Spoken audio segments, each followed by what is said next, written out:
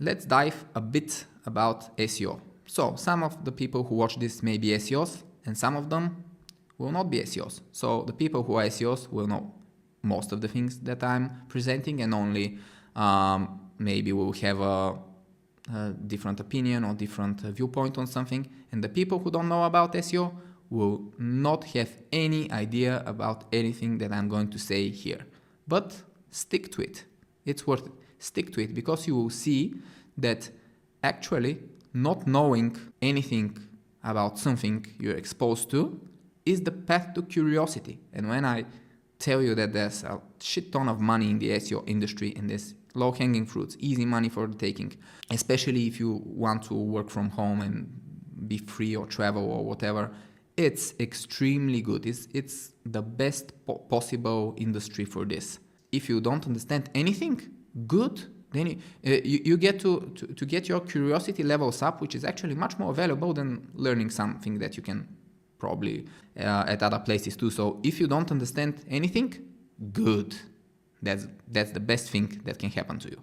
So let's go on. When I go to SEO conferences, I tell people that I'm the worst SEO because I have a few ranked websites and more than 1,000 websites banned by Google in the last 10 years, which is probably the worst ratio of any SEO on the planet, but I'm still making millions of dollars from the SEO industry. And how does this happen? This is because I understand the SEO industry at another level, which is not more complicated, it's just different than the other SEOs. Like they're stuck in the treadmill and I'm watching the treadmill from the side because I failed at the treadmill so many times that it just needed something different. My company, EDOMS, also known as SEO Domains, has $17 million of revenue so far, of which most are domains and links sold to the SEO industry, mostly domains. So how did I end up here?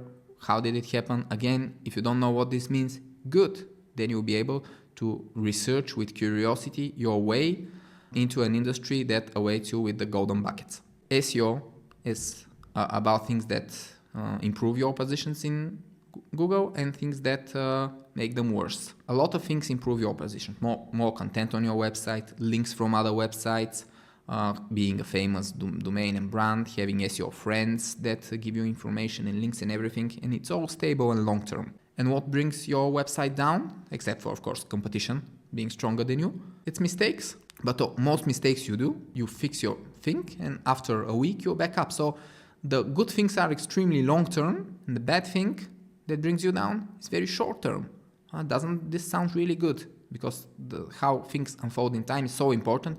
This is very, very important. SEO is an industry, but not exactly an industry because Google gives this value, the free traffic to the website, because they have ads. They earn $150 billion or so per year, every year, $150 billion, an enormous amount, which is, they're just people clicking on the ad and someone who owns the website that put the ad paying this money. So it's turnover, but it's also kind of profit. So profit becomes the same as your turnover after you build a monopoly search engine.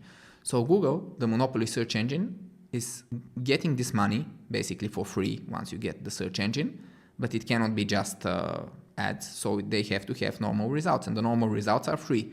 And more people click on the normal results. So Google gives $150 billion for free to all websites in the world, and the SEO industry is the one that distributes this $150 billion a year.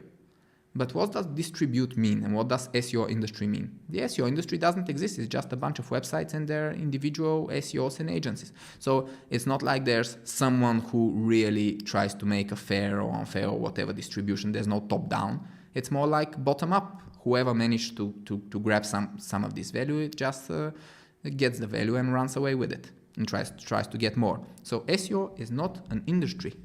SEO, it's plundering.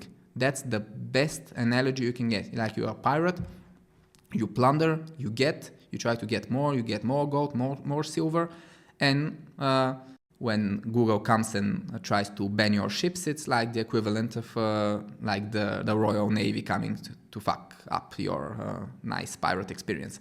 But the thing is that unlike the piracy thing, you never die. They can take your ships, but they cannot kill you in the SEO game because you're still here. You're not doing anything illegal. What you do is you build new ships and you start hitting them again and taking more gold and more silver. Also, all of the silver and gold you take, it goes into your bank account, and Google cannot really take it back. So they cannot kill you. They cannot get the gold and the silver. They can only kill the ships. They can only get the wood. So the websites, which are not actually, they are the things that's bringing the gold and the silver. But it's not like they can take the gold and the silver or hang you. It's not how it works. So it's like a very improved piracy game that SEOs are playing against Google. So it's not an industry, it's plundering. And with plundering, you have different rules. What would you do if you were pirates? You would make a ton of ships. You know, if some of the ships get caught, you still want to have a ton of ships. So you want to scale. Scale is just an amazing thing about SEO, that you can just scale and have more and more websites. And the thing is, the only thing that prevents you to instantly becoming a billionaire is that Google has like this satellite on top that looks, and if there's a big group of ships, it becomes easier to spot. This is how you can imagine in non-technical terms. So like the more ships they are, the harder it is to hide the ships. But if you have more ships and you can hide the ships, it's basically a money printing machine. And in SEO, there are two free lunches. First free lunch is that it's about content. You publish content, one-time investment of money or time. You publish it on your website, and then it indexes in Google, and Google starts sending traffic to it if it's good and if it has links pointing to it. So it's one-time investment, and then you get traffic and money if you monetize the traffic forever. This is not how most things in the economy work, and the investment is not that big. And now, because we have ChatGPT and other AI content, the content becomes almost free. Still, you have to get it because AI content is not as good as human content, especially on some topics. You still have to edit, but editing is not like writing.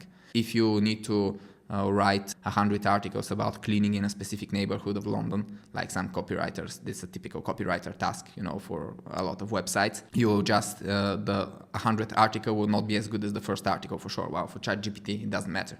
Just you have to write and write and write. And then you just need to check for potential edits, and it's good to go. So huge win with content. But actually, this is the less of the two free lunches, because we have free lunch 2, which is that every link creates value out of nowhere.